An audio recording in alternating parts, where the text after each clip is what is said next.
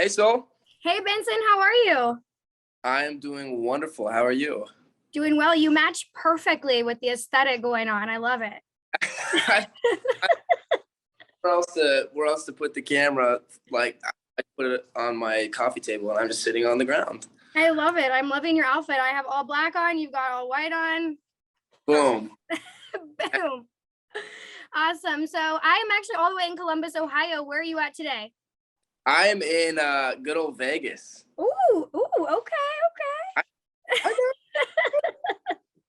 Awesome. Well, welcome to Soul Sessions. I'm super excited. By the way, Ghost Town, it sounds so good spinning on WNCI.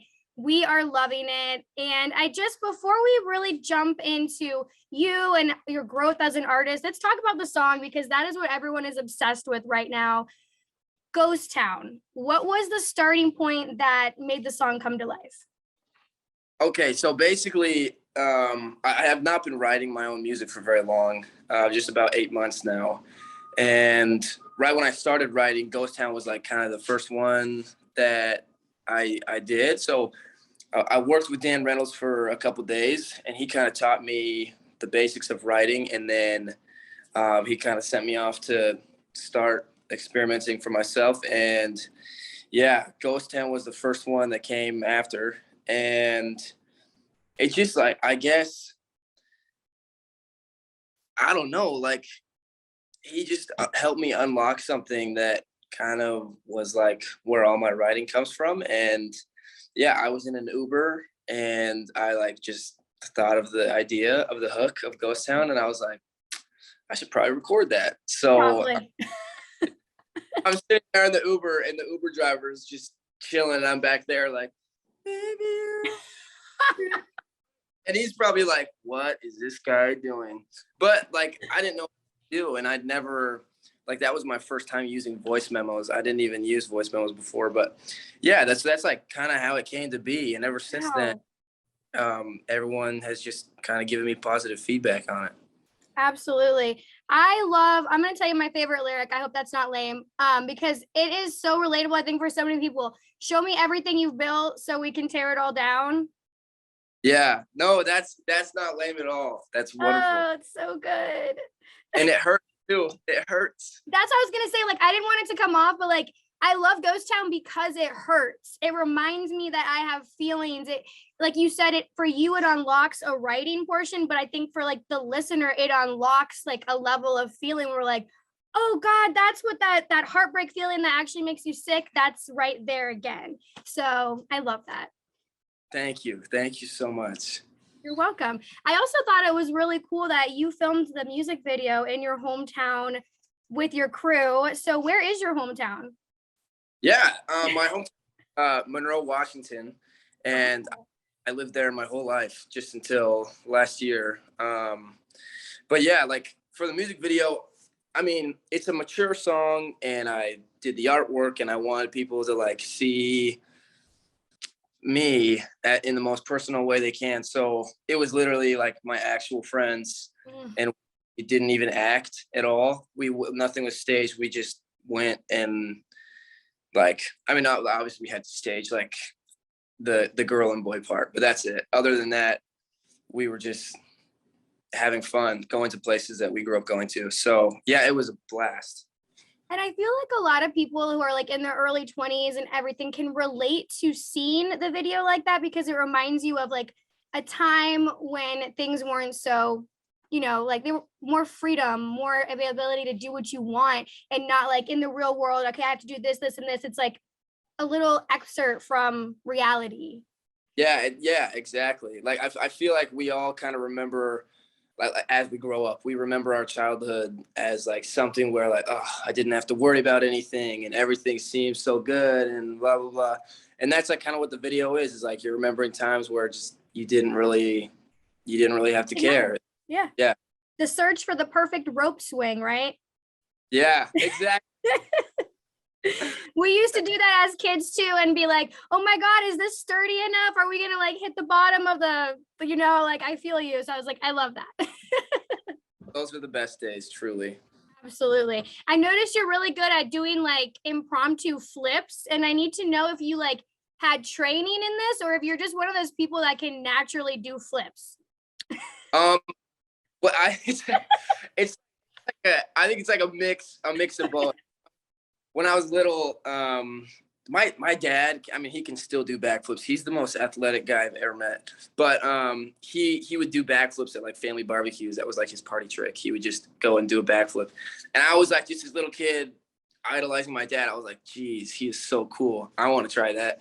And so I'm pretty sure I literally probably did my first backflip when I was 3. Oh my God. So it's been like I've always done them. I guess it's been a process of, yeah. I love that for you. I was a gymnast for literally 15 years, and a back tuck was the one, like a standing back tuck was the one thing I could never do. I would fall on my head. So Dude, but the beam, I could never even like walk across the beam. So you're killing it, okay? thanks, Boo. Thank you. So one of the things I thought that was really, really interesting, I kind of want to go into this. Back in 2021, American Idol, when you step back from it because you didn't realize, you didn't think that that was the most authentic place for you to be as an artist. What was going through your head in that point where you were like, I have this opportunity, but I know it's not what's best for me? Because I think a lot of people are in situations where they feel like they just have to take the one shot that they have, even if it's not what's best for them. Yeah. So how did that whole process go through your mind to even make such a strong decision like that? Yeah, and that's a great question. And I think like up until that point in my life, I had always been the guy, or I guess the kid, that would just like, he would see something and I'd be like, ooh, I want it and I want it now. It like that. Like if I was saving up, like I still do, but I used to scooter a lot. And when I was a kid, I wanted to get like this sick scooter. And I saved up, but I realized like halfway through saving up, there was a different scooter I could get that's cheaper, but a little work. So I just got that one instead. Like that was the kind of kid I was. I never wanted to wait. And so for once in my life, like I thought ahead. And I mean, American Idol is a little bit bigger than a scooter, but it's like, I mean that changes your life. Like, I don't know where I would be if I had continued on the show. But I realized I could either like continue on this and just get this immediate gratification and publicity and like it would be good now, or I could step away. I could maybe see if I can write my own music, and if I can, break myself as an artist, and then it will be good later. So it's like, it was a really hard decision for me to make because my brain usually didn't work that way, but I felt like out of all the decisions that I could choose that way, it would be this one. So Wow. What a testament of faith. And then, I mean, it connected you with Dan Edwards, who is part of Imagine Dragons. How did your guys' relationship flourish to the point where, he decided to sign you? yeah, so when I first went to write with Dan, I mean, we just wrote for a couple of days, and he just really liked me and knew I was new to music, and so he knew, I think, like if I was goodish at the beginning, that I would have a lot of potential to be better as I continue to learn. And so, yeah, I literally flew back after 3 days to Washington and packed a suitcase and then moved to Vegas. And yeah, I was sleeping on his beanbag for 2 months, and he just like grew, I think, to like know me and like me a lot more. And so when I wanted to sign a deal, it was like, it just felt so right to sign through him and sign as well as Warner. And now he's just like, he's my mentor and he's been through everything. So he's always good to talk to. That is incredible. And you've been putting out more new music. You just dropped a new single last Friday, Room for Two. Let's jump into that real quick before I let you go.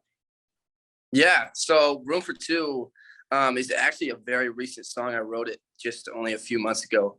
And my family it's been a tough year for all of us. I would say probably me the least. But we've all been through like our own journeys this year. For sure. And my mom kind of just kept us all together.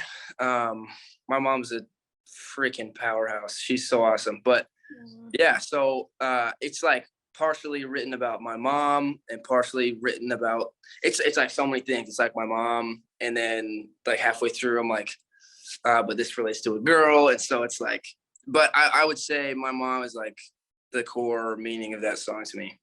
Oh, I love that. It's such a great song, and the music video is so catchy. My favorite part in the video is when you have that red fur. And where did you film that, by the way? Or was it like a green screen type situation?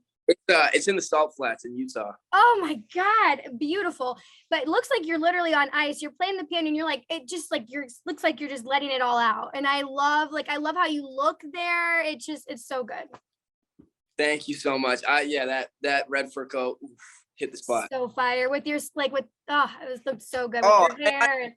Yeah. I hate heat, and it was like 10 degrees outside, and I was in boxers the whole time, so my like flourishing red. I was like, oh, this is the worst. No, it looked so good. It looked so good. I promise. I was into it. So real quick, I'm gonna let you go in a sec. I have 4 rapid questions for you, just so Okay. the fans can get to know just a little bit of you. So what is your dream collab? Dream collab, Adele. That's like Woo! top, but yeah, Adele. That's a good one. Snow or sun? You're Sun. from Washington. I was like, I thought it was gonna be sun, but I'm like, I don't know. Well, I mean, there's always skiing and snowboarding. So, Okay. but sun takes the cake for overall. Agreed. Okay, favorite food? My mom's lasagna. Oh, lasagna is so good. It's a labor of love. Lasagna is a labor of love. It is. It is. And what show are you currently binging? If you even have time for that. Actually, I just finished Stranger Things. I'm a little lame, but I'm so excited for the new season. I'm so excited, but yeah. Awesome. Benson, thank you so much for stopping by. Where is the best place for your fans to keep up with you? TikTok and Instagram. It's just at Benson Boone, and I'm pretty much just about every day on there. So come stop by. Amazing. Thank you so much, Benson. We're going to continue spinning Ghost Town. It sounds so good. I will have to just grab another box of tissues. It's fine. No worries. Thank you so much, and have fun in Vegas. Keep working your magic. Thank you so much. Wonderful to meet you, Soul. You too, Benson. Take care. You as well. Bye.